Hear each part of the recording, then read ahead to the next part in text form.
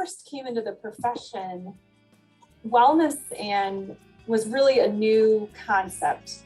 Mm-hmm. We had group fitness, you had exercise, you had intramurals, you had aquatics, but the whole wellness term was new.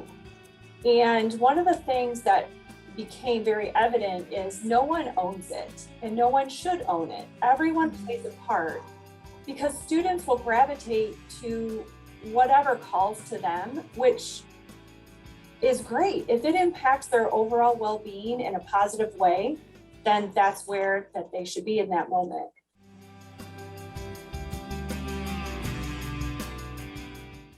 Hello and welcome to Student Affairs Now, the online learning community for student affairs educators. I am your host, Heather Shea. Today we are discussing trends in campus recreation, fitness, intramural sports, and wellness initiatives with the current and incoming leadership of NIRSA, the leaders in collegiate recreation. Before I introduce my guest today, I'm going to share a little bit more about our podcast and today's sponsors. Student Affairs Now is the premier podcast and learning community for thousands of us who work in, alongside, or adjacent to the field of higher education and student affairs. We hope you'll find these conversations make a contribution to the field and are restorative to the profession. We release new episodes every week on Wednesdays, and you can find us at studentaffairsnow.com, on YouTube, or anywhere you listen to podcasts. Today's episode is brought to you by Stylus. Visit styluspub.com and use the promo code SANOW for 30% off and free shipping. Today's episode is also sponsored by Simplicity, a true partner. Simplicity supports all aspects of student life with technology platforms that empower institutions to make data-driven decisions. You can stay tuned to the end of the podcast to hear a little bit more about each of our sponsors. As I mentioned, I'm your host, Heather Shea. My pronouns are she, her, and hers, and I am broadcasting from the campus of Michigan State University. MSU occupies the ancestral, traditional, and contemporary lands of the Anishinaabe, Three Fires Confederacy of Ojibwe, Ottawa, and Potawatomi peoples. The university resides on land ceded in the 1819 Treaty of Saginaw. I am so thrilled to have three dynamic individuals and leaders here today. Welcome to the podcast. First, we have Dr. Cara Lucia, President of NIRSA, an Associate Professor and Chair of the Department of Sports Management at Elon University. Welcome, Cara. Hi, how are you? Great to see you today. And then we also have Mila Padgett, who's the President Designee of NIRSA and Director of Campus Recreation at the University of South Carolina, Aiken. Welcome, Mila. And we have Dr. Wendy Windsor, President-elect of NIRSA and Director of Campus Recreation at Tulane University. So welcome, three of you, to the podcast. Please tell us a little bit about yourself, give maybe a fuller introduction, and tell us a little bit about how you got into this work and a bit about your background. So Cara, I'll start with you. Great. Thanks, Heather. I'm so excited to be here with everyone today. I actually started my journey at Elon University, where I'm currently serving as department chair and as a professor. I got hired in to work in special events, and this was in 1999. So it's been a huge part of who I am and part of my identity. So for half of my life, campus recreation has been embedded. So I left Elon after graduation and went to Central Michigan University. Marketing was kind of new within campus recreation, and I got a GA position in marketing and facilities. And after working in the field, after my GA position in facilities, I decided to go back to school and went to Virginia Tech to pursue a degree in educational leadership and policy studies, and with an emphasis in higher ed. And so that really led to my passion around college student development theory and working with student employees and also our student participants within those settings. The nice thing, I guess, when I went over to the other side, I got my first faculty job at JMU and taught in their campus recreation master's track, where I taught college student development theory. So I was always able to kind of stay connected to the practitioners and the professionals working in campus recreation. And so even with my past 10 years here at Elon University, I've continued to do that on our campus, but also finding ways to stay engaged within the association. So I'm really excited to have these conversations about our industry of campus recreation, as well as NIRSA, our association. So thank you for having me today. Thanks so much, Cara. Mila, welcome. Thank you. Again, my name is Mila Padgett, and I started out, like many collegiate recreation people, in intramurals. So I was an intramural official and also a lifeguard at Ferris State University in Michigan. From there, I ended up getting a graduate assistantship, and my undergrad at the time was in corporate fitness, and corporate fitness was just starting. So I graduated in 1993. And so that was kind of a new and emerging field. So when I went to Southern Miss, my focus was wellness. And it was really one of the first graduate assistantships that paired those things together. So then my first professional job was at Ohio University, and I was hired as their fitness director. So I kind of went back up towards the Midwest. I stayed there for 3 years and then ended up at Oakland University, where I stayed for 13 years and was really fortunate to be part of a team that developed an entire department from scratch and opened a new facility. And that was an excellent professional development for me as a young professional, and then moving into being there for 13 years. Then I became the director at the University of South Carolina, Aiken, where I have been for almost 12 years now, which seems unbelievable. So my journey's been all over different types of universities, different departments. And throughout all of that, I've stayed connected in NIRSA and done different leadership pieces in there. And just constantly what I hope is kept this growth mindset. And so, yeah, that's a little bit about me. Welcome. Thanks so much. I love that both of you have Michigan connections. It's a very small world. Wendy, Michigan connection? No Michigan connection. Okay. Tell us a little bit about you. But uniquely, I do have a connection right off the bat with Mala, and the fact that I am actually from Aiken, South Carolina.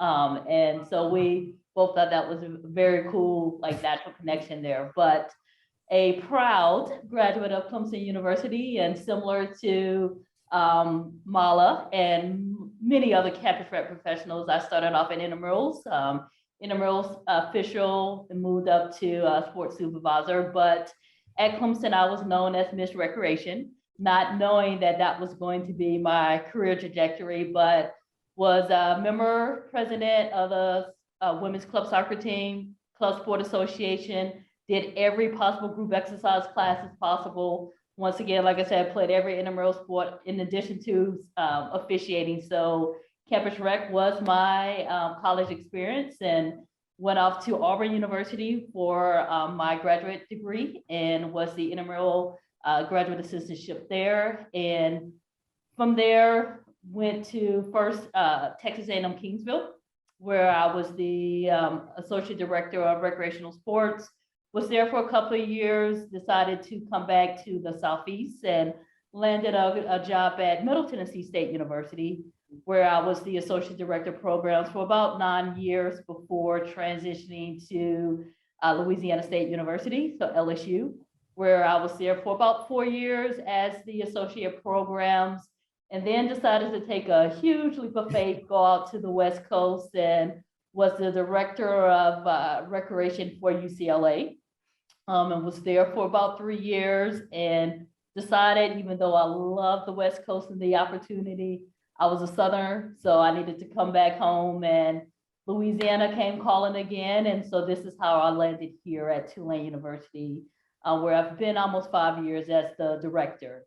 And so it's really, when I think about my career, and I said I had a nice trajectory to where I started off at a small program, became mid-major, went to a large program, and now I'm back to a mid-major. So the diversity is really, I think, what has led me to successfully lead, this program here. But just looking to give back, because as I mentioned earlier, campus rec was that was my love and my passion in undergrad and graduate school, and it has continued to be. And I'm just excited to be here and share, with the group a lot about what's happening currently within campus rec.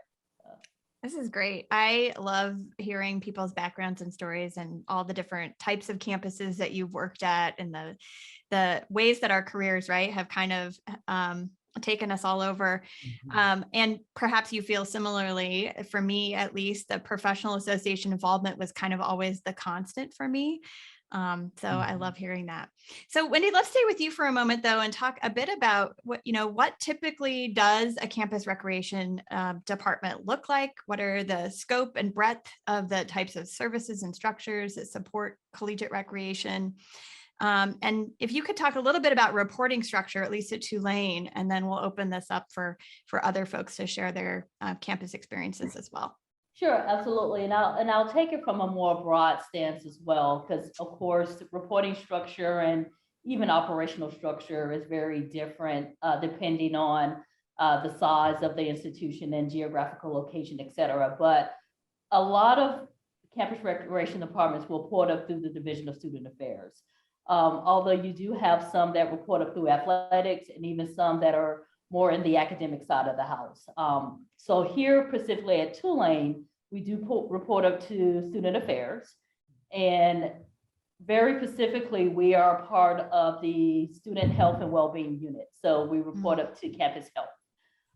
And that provides such a unique opportunity to where we have that natural partnership with the Counseling Center, Student Health, as well as Health Promotion. The typical structure that you will find in a lot of recreation departments is, of course, you have your senior leader as the director. And once again, depending on size and scope, you will have a senior leadership team that provides that support for the director.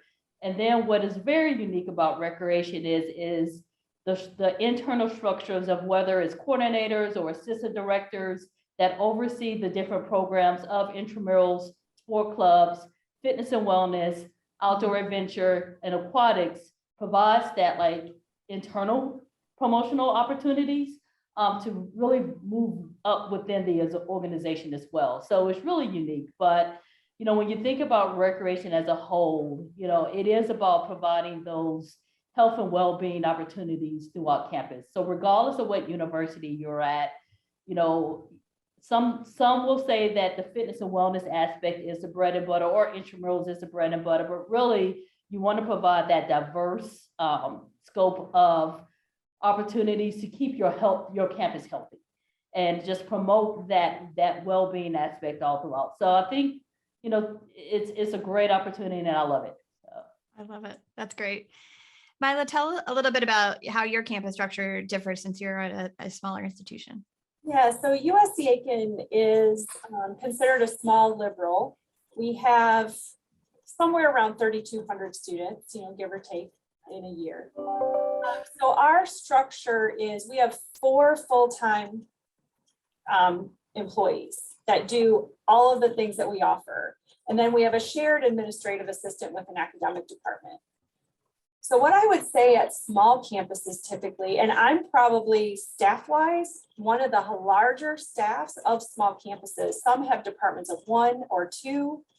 And so the amount of work is still the same as in what you're trying to deliver, but the people delivering it are smaller. So we wear many hats.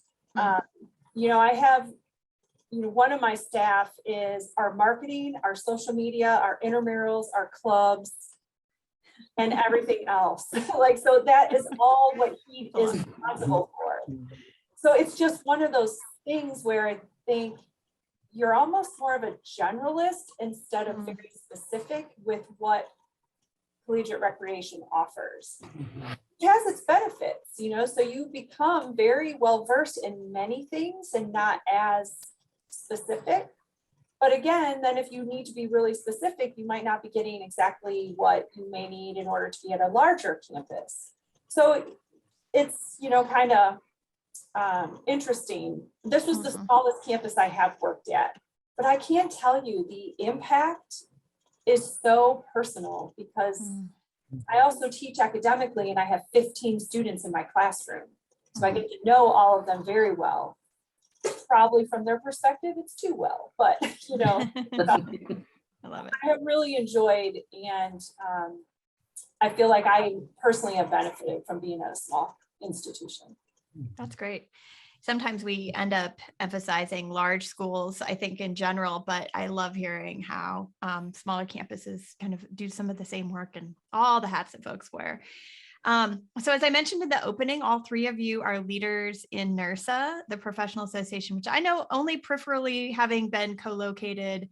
ACPA and NIRSA were co-located in Vegas in 2013. Yeah. So Cara, as a current president, can you give us a broader overview of NIRSA's history? Like what were the founding principles and purposes? And then a little bit about how things have evolved in the last 5 to 10 years to better serve students. Yeah. I love the ACPA connection. So when I talk here in a few minutes about the evolution of our strategic values, that work was really starting, we were talking about it and communicating that out in 2012 and 2013. So excited to share. I liked how Wendy and Mila both talked about the whole idea of the breadth and depth, their examples from their professional experiences as well as their current jobs, just goes to show the growth. And so, we had programs that have had a 100-year anniversary. Our professional association, NIRSA, was actually created in 1950 by William Wasson, Dr. Wasson. He was a biology professor at Dillard University and brought together 20 Black leaders from HBCUs to create this association. So that association, they had their first meeting. And then we had an interesting kind of fact is in 1959, women were actually eliminated from the membership, and there were a lot of things going on through history. And so we're very unique in that, and within the higher ed associations and our founding and grounding, and really kind of connects to this evolution of some of our strategic values that come to mind. So if we kind of fast forward, well, the breadth and depth, right? We've heard intramurals, club sports, aquatics, fitness. There's new things that we're looking at. Some programs are engaging in esports. We have outdoor adventure, if that's climbing walls or high ropes course areas. There's a lot of different ways that people are tapping into this work. And I liked how Wendy was talking about the idea that depending on your campus, there's certain bread and butters that are popping up, but the goal is there's an integration of all of these things, and also an opportunity to be collaborative with partners across campus. So in 2011, we actually had the grounding of our 6 strategic values. And I'm just going to focus on 2 as an example, just as how it's prevalent to our current times. So one of those was equity, diversity, and inclusion. And so we started to talk about this concept of the blur and swirl of our strategic values. And through that work, each of the values had 2 commissioners that would work on work teams to start creating educational pieces and learning more about the value. And so our EDI commission started work around 2011, 2012, developing an educational guide and doing some really strategic work around that value. And the interesting part for us is that we have this year, we conducted a climate study. We're actually going to be sharing this out to our membership in March around more of the systems within the association and within our NIRSA headquarters. But the interesting part is we've really focused on this profession, and now we're like, okay, what can we be doing as an association from an education perspective, as well as the actual systemic barriers that exist, and how are we going to approach those? And so it's been really interesting to see that evolution and that commitment through the muddy and murkiness of the work, but also focusing on the positive change that's happening. So one of the big ones that we've really been focusing on is integrated well-being. So health and well-being is one of those strategic values. So I'm going to turn that over to Mila to just kind of share a little bit about what does this look like? What does this mean for us now? And how has that really evolved over this past 10 to 12 years? Yeah, so I would say, like I said, when I first came into the profession, wellness was really a new concept. Mm-hmm. We had group fitness, you had exercise, you had intramurals, you had aquatics, but the whole wellness term was new. And one of the things that became very evident is no one owns it, and no one should own it. Everyone mm-hmm. plays a part, because students will gravitate to whatever calls to them, which is great. If it impacts their overall well-being in a positive way, then that's where that they should be in that moment. And NIRSA recognized that it took partnerships, it takes collaboration across campus. And I remember some of the first or, times that we were as a profession talking about it, that we wanted to be that bridge or be part of those teams that were having those conversations on our campuses.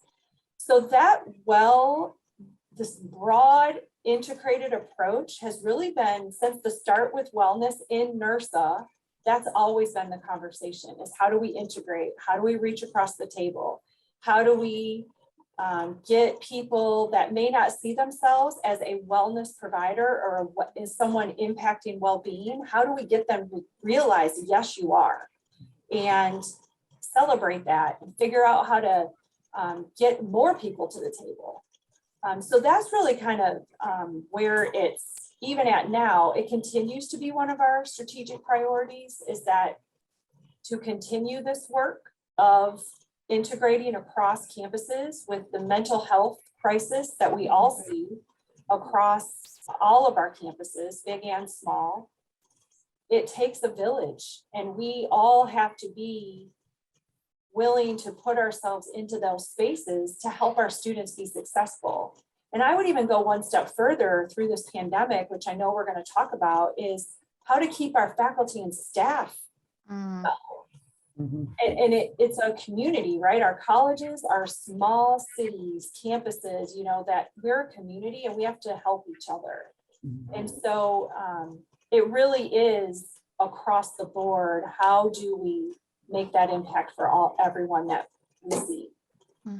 Well, and that's what I was going to say, Mala, playing on the community, because what you're starting to see happen at a lot of institutions are these healthy campus initiatives, or just healthier universities where you are pulling in a total collaboration of, focus on faculty and staff. You're bringing in undergraduate, graduate students, you're bringing in the staff and all of the wellbeing units. So, you're seeing a collective effort, right, that's being made to really make sure that integrative wellness is a focus on campus in order to really ensure that you have individuals working on the preventive aspect. So recreation and health promotion really becomes key there. Then transitioning to the treatment, and this is where you have your counseling center and our partners there really getting involved, and then recovery. And everyone is a part of the recovery, and so it's really these healthy campus initiatives are great opportunities, and some universities are leading the way and others are really looking at what this could mean for their particular institution. But that is an example of this community and this focus of community that Mala was referring to, that you're starting to see play out on each of the individual campuses. And Wendy, I want to acknowledge, with me being on the academic side, with these programs really sharing and really being, these campus rec programs are leading campus initiatives in collaboration. They are being looked at as the leads on this work. And, even on our campus, our director, Larry Mellinger, along with two faculty members, Caroline Ketchum and Eric Hall, they actually worked with a framework called Act, Belong, Commit. But the great part is they are creating these workshops and opportunities for people like staff and faculty and students to come together who believe in the work. Because I think the other shift is going to be this idea of, okay, how are these advocates for mental health and well-being actually coming out and showing up in the classroom? So as a faculty member, how am I engaging? And I just think that we need to be appreciative of our campus recreation professionals on our campus, because many times they're the ones at the table being responsible to lead the work. I love that NIRSA has embraced this. And I think that, particularly more recently, right, we're not trying to make the case that campus rec is like this value added, thing that campuses should be considering adding. It's like, it's an essential component to our campus life. And Wendy, I want to go back to you for a moment to think a little bit about how the pandemic has shaped and affected the work of campus recreation. I know at one point on my campus at Michigan State, we're talking about moving treadmills and stationary bikes under tents. Of course, it was cooler at that point in time, and we were wondering about how we were going to heat it. Then we were wondering how we were going to cool it. And, it was a stressful moment. And yet, like 2 years later, here we are. And I'm sure there's been some major impacts on your work. Can you talk a little bit about how you and your colleagues have changed course over the past 2 years?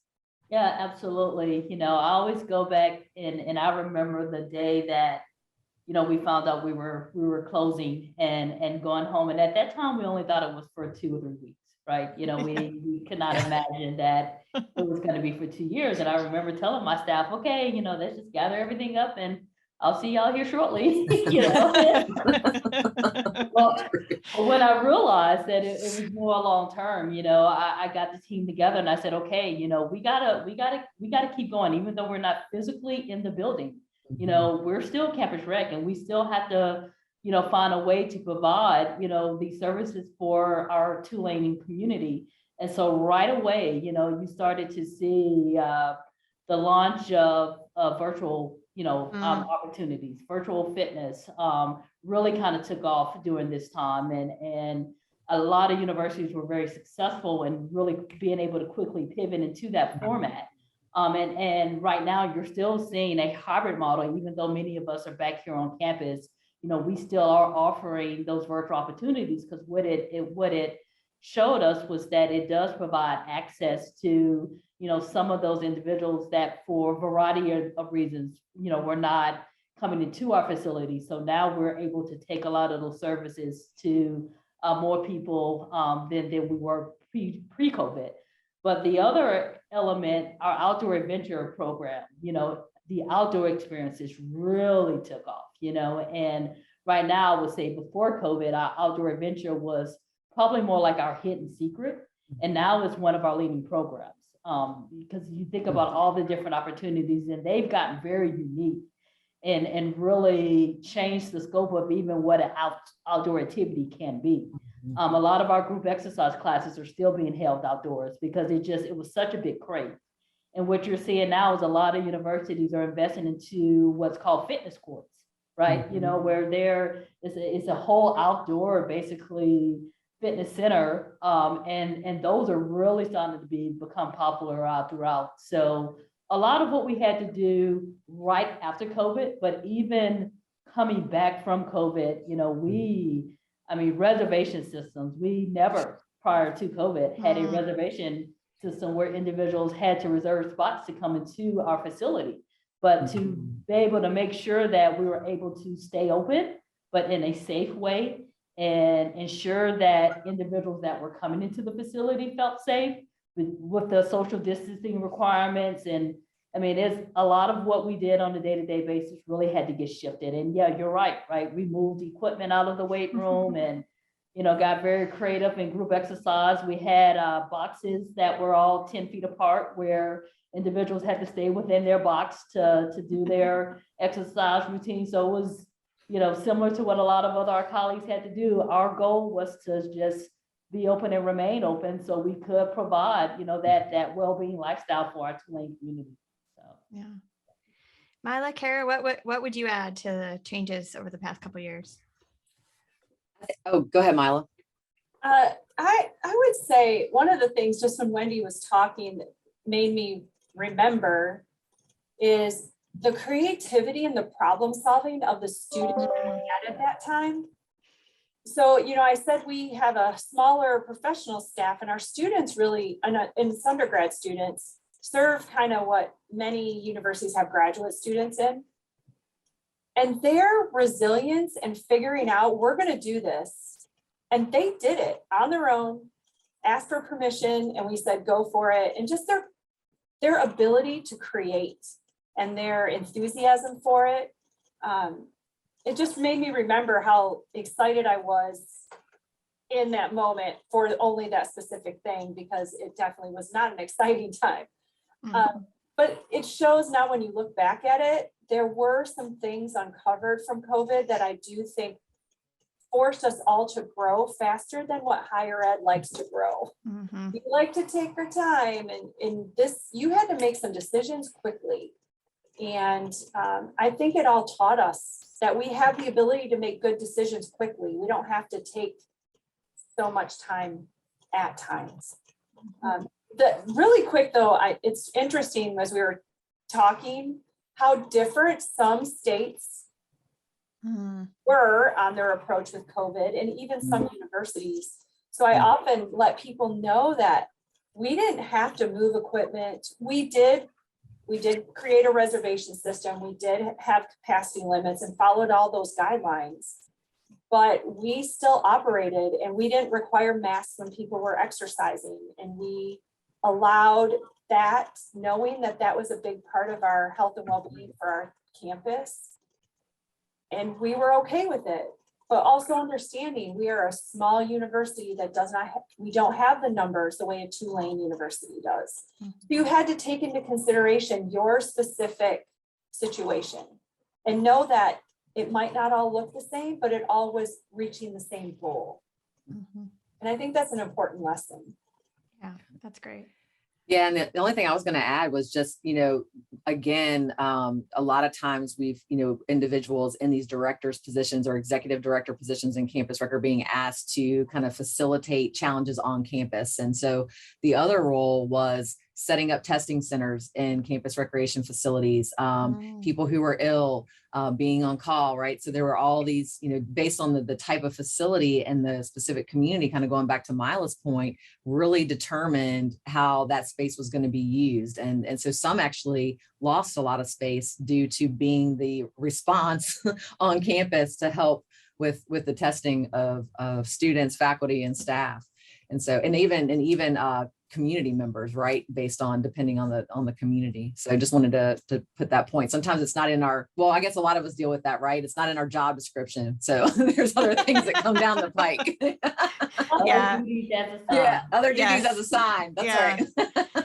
Yeah, I mean, and it's interesting that you all bring up student staff and the kind of creativity, but then also kind of this like being able to turn on a dime and make changes. And I think some of that is contributing to some staffing issues, right? That were, I think, across student affairs, across higher ed, literally across every business or corporation. But I'm really particularly interested in student staff and, the ways that their engagement in campus recreation shapes their college experience. And Cara, I know this is an area of expertise for you with your research. And so maybe you could talk for a little bit about, any information you have about how student staff have pivoted themselves, but then what role does participation and engagement in campus recreation play in learning and development? Yeah, I'll kind of give the research kind of side of just college students and then turn it over to Mila and Wendy can really provide some impacts that they've had throughout this work this past year. So I think one of the things, right, is we have to be really intentional about student leadership development and college student development and where students are when they're transitioning in, and also the type of students we have, right? So we've already talked a lot about where they are. And so when we think about their development, their identity really needs to meet their development. And, identity is based off of intersections of many things. And so making sure that we're paying attention to that. The other piece is like, how's that scaffold throughout their time? So Julie Wallace-Carr at James Madison University, she was a faculty member that really looked at the technical skills of the job in campus rec, right? So, if you've been there a semester, this is what you've learned. And then, you've been here for 2 years, you've moved up to a building supervisor. And how do we kind of overlay the important pieces of leadership development within the technical skills that need to be developed as well? And so we really need to think about the intentionality of that. I'll talk real quick about just assessing that and then talk about the challenges we're facing right now. So, one example at Elon, we have experiential learning requirements. One of those is leadership, another study abroad, undergraduate research.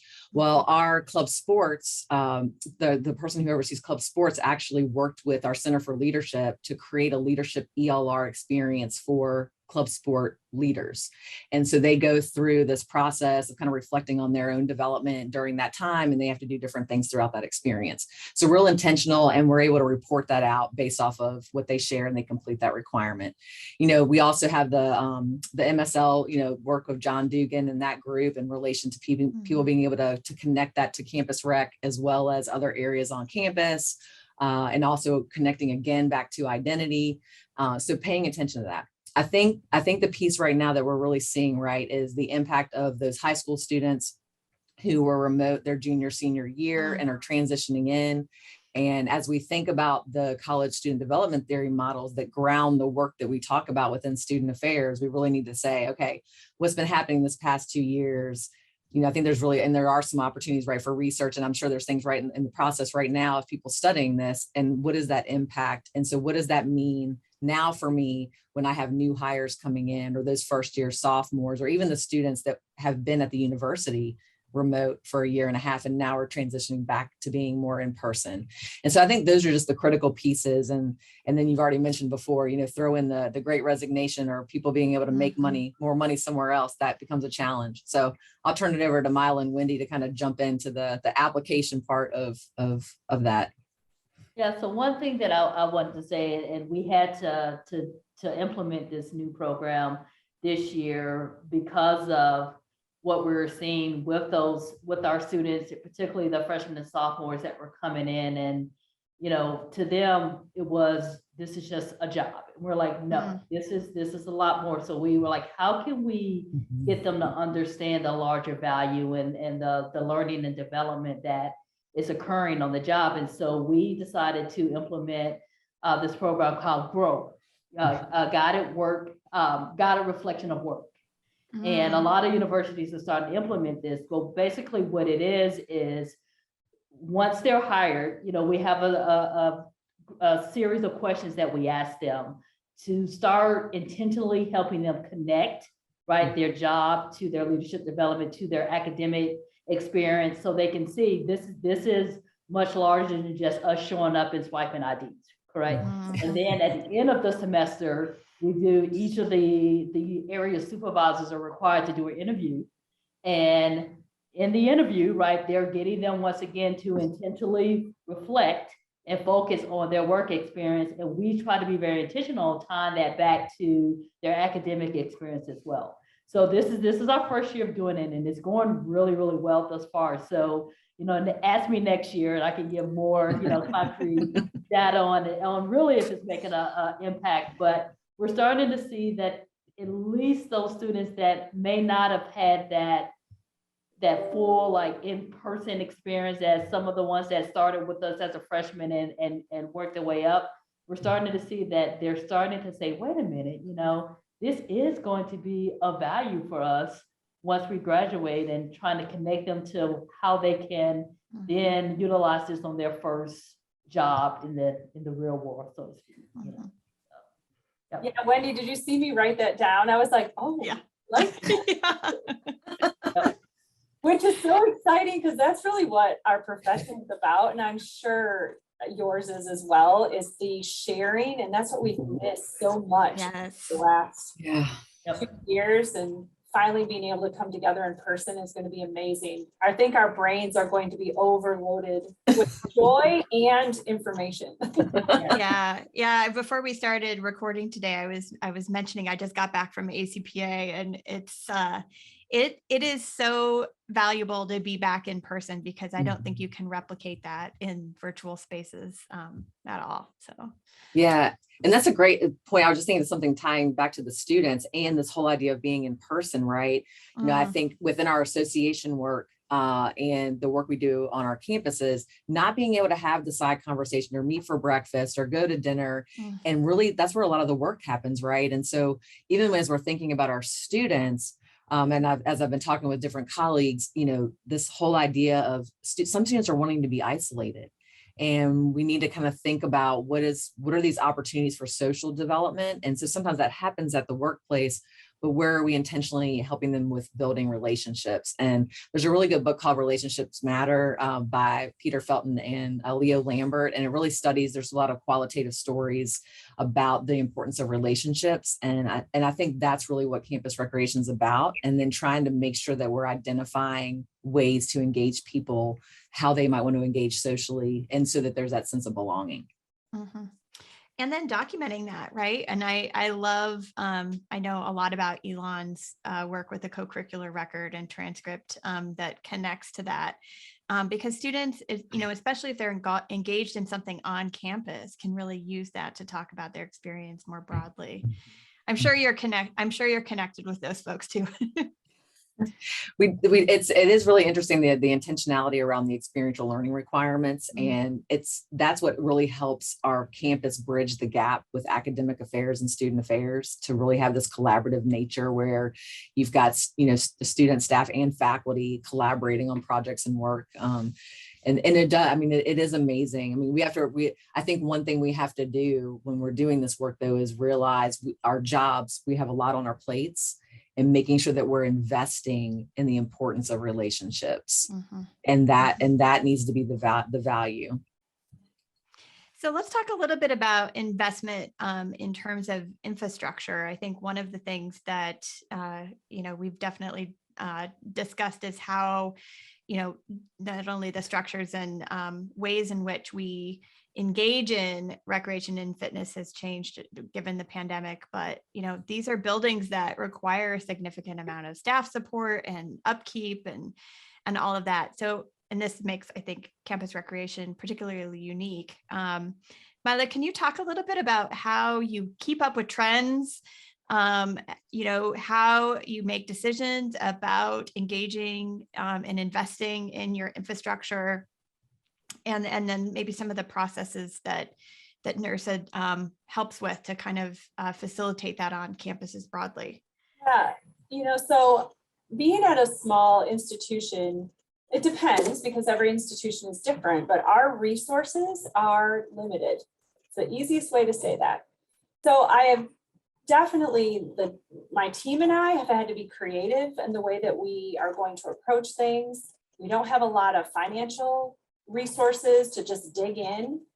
So we ask for stuff a lot, and we're successful to get a replacement plan for equipment after asking for multiple years. So I think people finally saw the value. We had out of order signs all over our equipment, which is not good customer service. It's just not good for business. And we are a business, we have memberships for the community. We have a cardiac rehab program that we have a partnership with the hospital across the street. So we have a lot of interfacing with the Aiken community that we use that to our advantage as much as we can.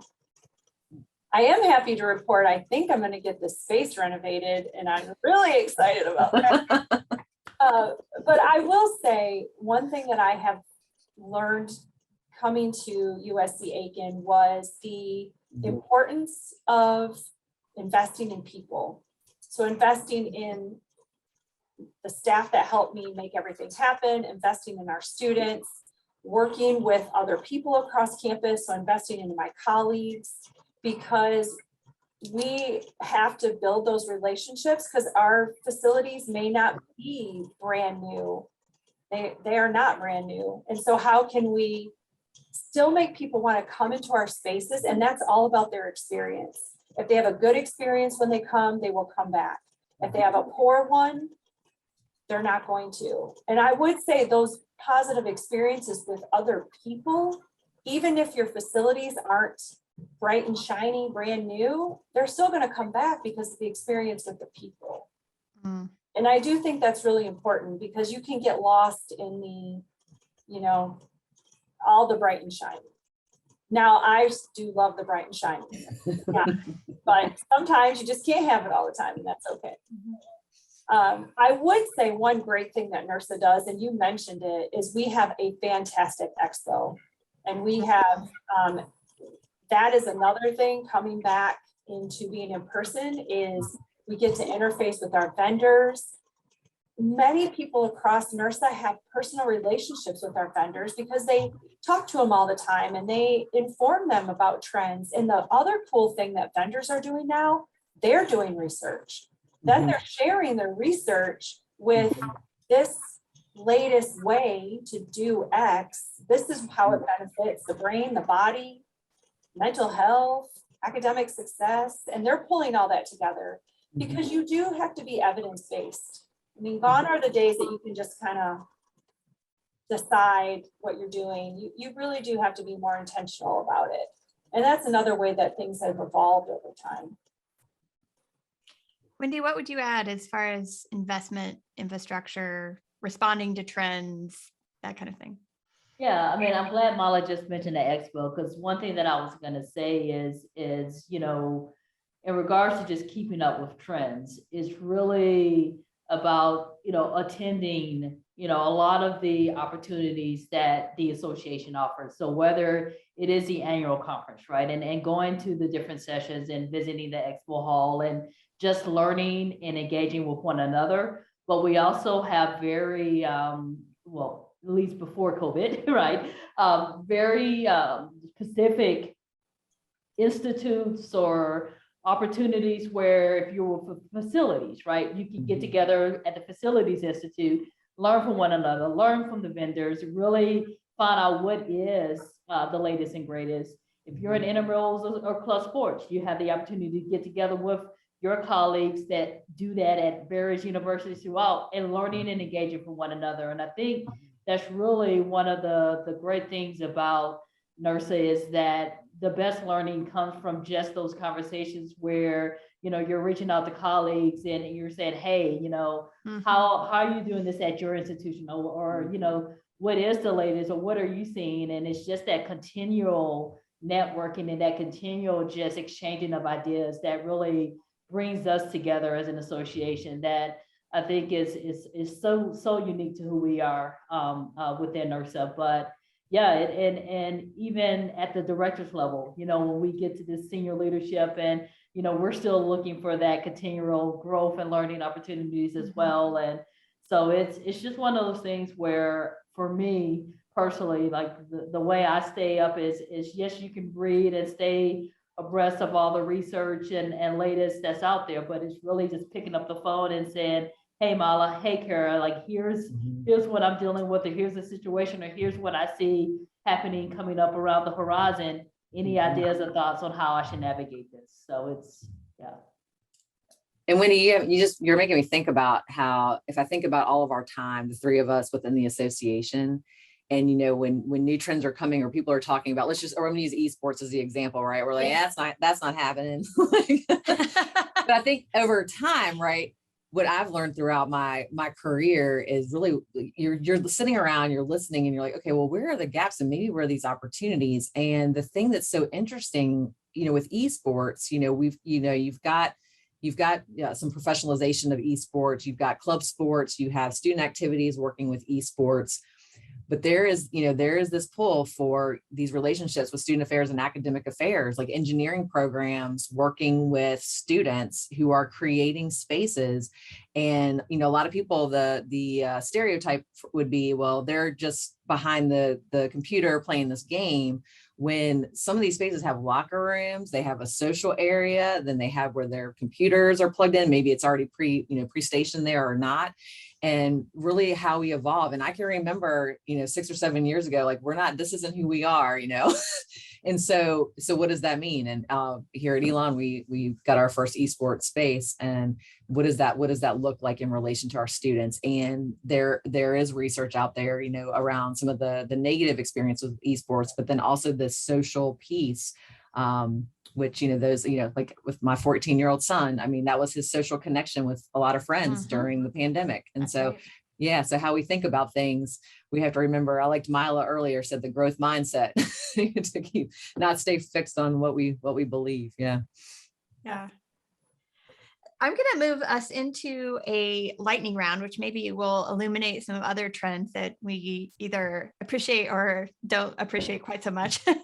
So the first question I have, and we're going to do this in short order, and I think I have 4 different sections. So Mila, first, what is your personal favorite fitness activity? Right now, it is the boutique kind of fitness, like good music, hard work for 45 minutes to an hour. So think F45, Orange Theory, that kind of thing. Okay. Wendy, what about you? I am into cardio boxing and HIIT. I like very intense, let me go for about 30, 40 minutes and that's a wrap. So it's just, but I love the boxing. For me, it's just such a good stress reliever, and I'll avoid saying some of my cues that I do when I'm hitting it back. But it's if you don't like somebody, you can just visualize your face up there and you can go to town, I love it. Cara, what's your favorite? I'm going to say roller skating, traditional roller skates, no rollerblades. And the idea is we need to, when we're resurfacing floors at campus rec facilities, let's have a roller skating party, man, before we put the new flooring down, because I'll be there. And I'm not doing it right now. It's just when I have an opportunity to roller skate. That's great. But that's what I would want to do. So what trend you would like to take hold? Mila, what's your trend? Well, I see all the college age students right now wearing the clothes that I wore in college, but they have not brought back the big hair. So I think they need to put their hair up to here. I mean, they're wearing the clothes. They might as well do the hair. I love it. Wendy, what about you? Yeah, I thought about this one and I was trying to think of if it was a certain activity or anything that that we used to do, like even within recreation. And Mala, I'm not sure if at any of the institutions, if you guys did that battleship, in the pool, right? But it was so cool because it was like the actual battleship game, right? And it was an activity that everyone could play and that everyone enjoyed. And I'm and it was a really hot trend for a while, and then it just went away. Bring battleship back because that was awesome. That was awesome. Cara, what's your trend you wish you would take hold? I'm going to say, if we're going to get into esports, why not original Nintendo? Now, this might exist, but hey, I would be there. I'd be ready to check it out and play some Mario. I'd be ready. That would be super fun. Okay, what about what activity would you like to bring back, Mila? Do you remember the days when they did the slide? The group fitness slide? What was it called? Oh. Slid back and forth like hockey. Oh, I know what you're talking. Yeah, I don't know what it's called. I really don't want it to come back, but it just reminds me of my group fitness days when I first started. Could do anything, yeah. What about you, Wendy? I was thinking, because I know, and this is gonna be real basic, but I know even PE at high schools is non-existent now, right? So I really think that there was so much value into just having organized physical education, right? So bring it back at the high school, find a way to implement it at the college level, and I think that's a lost art that we no longer embrace. I don't know. I have dreams or nightmares about trying to climb the rope in PE. I was thinking about that one. Yeah, what was it? The presidential stature? Yes. I could never do maybe more than 2 or 3 feet off the ground. That was all I could go. What about you, Cara? What would you want to bring back? Yeah, I'm sure. I think we're probably still, people are still doing this, but I would love to see some kickball. I mean, I remember playing kickball on the pavement. I don't think we do that much anymore. But I can remember doing that in the empty parking lot at the middle school growing up. But yeah, some good kickball, being outside. Yeah, be that and double dutch. Oh yeah, double dutch was good. Yeah. Okay, so unlimited budget, magic wand. If you could change one thing about your campus facility, or invest in something for your campus fitness wise, what would it be? Mila? I would love a facility that had all of the holistic integrated well-being components under one roof or very close to each other. That'd be fantastic. Mila stole my answer. So, so it's something that is greatly needed here, at Tulane, because all of our facilities are aging facilities. So yes, one nice integrated wellness center, but also really specific to recreation. Right now, my facility is half of our offices are on one level, and the other half of the offices are completely almost kind of across, at the bottom level. And so we have split offices, and I hate that, right? Because it just makes it challenging in so many ways. But the nice, wonderful, have all of us under one umbrella would be amazing. Yeah, at MSU, it's I am West, I am East, I am Circle. Don't ask me why it's called I am Circle. But Zoom has made that really, one of the things. You have to go across campus anymore. Cara, I know you're not in a director role, but if you could change one thing or add one fitness thing to your campus, what would it be? So first I was going to say positive vibes because they're in the process of this integrated well-being. So I just want to stay with the theme. And then I'll say selfishly, I would like an indoor track. One that, you know, you're not running 18 laps around to get a mile.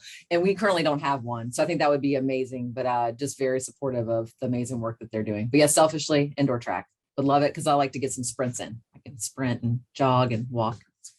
I love that. I love that. Well, thank you all so much for your time today. We're kind of closing out. And of course, we always like to end the podcast with the same kind of statement. This podcast is called Student Affairs Now. Would love to hear what you're pondering, troubling, thinking about, or excited about, maybe as a result of this conversation or just generally in your work. And then if you could also share how people could get in touch with you, I think that would be great. So if it's a social media channel or otherwise. So Wendy, we're going to start with you. Sure. So I think, what am I pondering? You know, just really looking at a lot of the, and I really don't like to say the Great Resignation, right? But just looking at what is currently happening within higher ed and student affairs and how we are starting to lose a lot of our talented professionals to other areas. Someone mentioned earlier, it's like we're in this free agency moment right now, you know, and so just curious on where not only is higher ed going to be in a year or two, but really what is, you know, collegiate recreation, and even to really trickle down, what is NIRSA as an association going to be in 2 or 3 years? Because I think COVID is really causing us to shift and reprioritize and reimagine and all the reads, right? You know, reevaluate. Yeah. And so I'm just really curious on, you know, 2 years from now, right? Who are we going to be as an association and as higher ed? And so that's my wonder. What if, you know? But I think the best way to contact me is just my email, which is very simple. My last name, Windsor, WINDSOR @tulane.edu. Great. I do have the social media stuff. If you hit me up, I'll eventually see it. But I am not on there every day like Miss Cara.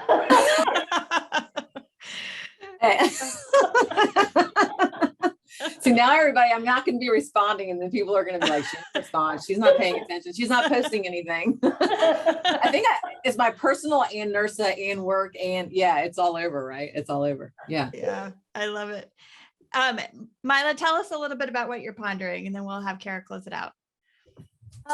It's very similar to Wendy, and what she said is COVID uncovered some things that I think needed to be uncovered. And what I wonder is, will people capitalize on that and make the changes that need to be changed, or will they go back to the way that things were? Because it does depend on who's in leadership. And I'll just leave it at that. It depends on who's in your leadership, but I think it would be so tragic if we do not make the changes we need to make when they have been placed in front of us like this. So I hope in 2 years we see that we have evolved immensely. Great. And how can folks get in touch with you? Oh, yes. My name, Mila, MILAP @usca.edu. Great. Thanks so much. Cara, what about you? Yeah. So kind of going off, you know, I'm going to say excited about, even in the challenge, right? I'm excited about this opportunity for change. And, you know, with the exposure to racial injustice, the pandemic, we've really been able to take a good look, you know, digging into our history, looking at current structures that are taking place, and taking time to focus on what matters, right? What are things we need to sunset and let go of? What are the things that we should have been and we need to be doing? And this opportunity to be creative and innovative in this work. You know, it's a fascinating time. We have 5 generations in the workplace. We may have more people coming back to school because they're not at work. and what is our flex and our role in all of this with the people that we serve, our community, our students, our faculty, and our staff. And so I would just say that I'm excited about the opportunities in the murkiness of the change and the challenge. And I've been using this platform of critical hope, and critical hope as really based in the foundation and grounding of action, and how we're digging deep into be curious about, hard questions and talking about difficult things. And I think it gives us an opportunity for some amazing positive change. So, and to get in touch with me to talk more about that, email is clucia2@elon.edu. So CLUCIA2, the number 2 @elon.edu, and would love to also connect with people on LinkedIn. Just look me up, Cara Lucia, Elon University Sport Management. You should be able to find me. Great. Wonderful. Thank you. I want to say before go ahead. I have to give a shout out. I had to reach out to my training and development person. So we did not come up with growth. The University of Iowa did, right? So I want to make sure I give them their mad props. And so, yes, I just wanted to say that before we tuned off. So. Wonderful. And if we have links or whatever that we've mentioned, we can stick those into the show notes today. So if you have anything, and I was going to say too, just to connect with the critical hope, Kathy Guthrie just collaborated with someone on some great work that just recently came out. And then Preskel, it's a book from 2009, but I can share that link if you're interested in that as well, from the concept of naive hope and critical hope. I love it. Yeah, I think that's more important now than perhaps ever. So yeah, thank you all for your time and for just the engagement today. It was a fascinating session for me, knowing a little bit about NIRSA just from this very long time ago, and hoping we can all have a chance to connect in person again, hopefully at a future conference. So thank you so much for all your time today. I also want to just give a quick shout out to our production assistant, Nat Ambrosi, who does all the amazing behind the scenes work to make us look and sound great, and transcribe all of our podcast episodes. So thank you, Nat. And if you're listening today and not already receiving our weekly newsletter, please visit our website and add your email address to our MailChimp. And while you're there, you can check out our growing archives. We're almost at 100 episodes, which is exciting. And then finally, thanks today to our sponsors. Stylus is proud to be a sponsor of Student Affairs Now podcast. Browse their student affairs, diversity, professional development titles at styluspub.com. And as I mentioned, you can use the promo code SANOW for 30% off all books plus free shipping. And you can find Stylus on Facebook, YouTube, Instagram, LinkedIn, and Twitter at StylusPub. Simplicity, our other sponsor, is the global leader in student services technology platforms with state-of-the-art technology that empowers institutions to make data-driven decisions specific to their goals. A true partner to the institution, Simplicity supports all aspects of student life, including but not limited to career services and development, student conduct and well-being, student success, and accessibility services. So you can learn more at simplicity.com or connect with them on Facebook, Twitter, and LinkedIn. Please take a moment to visit our website, click on sponsors to learn more. Again, I'm Heather Shea. Thanks to our listeners and to everybody who's watching. Make it a great week, everyone.